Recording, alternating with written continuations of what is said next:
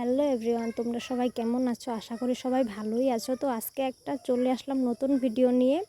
তো তোমরা বলবে দিদিভাই তুমি কত ব্যাংকে যাও আর কত টাকা আছে তোমার যে মানে রোজ রোজ ব্যাংকে গিয়ে টাকা তোলো আর খালি ভিডিও পোস্ট করো।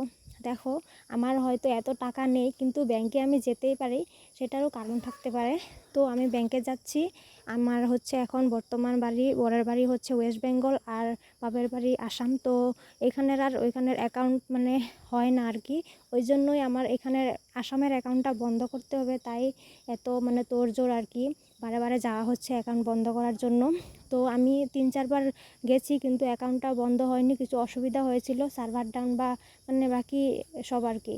তো আবার আজকে চলে যাচ্ছি, ওই জন্যই তাড়াহুড়া করে। তো আজকে ভীষণ গরম দিয়েছে আর রোদ দিয়েছে, তবুও কিন্তু আমাকে যেতে হচ্ছে।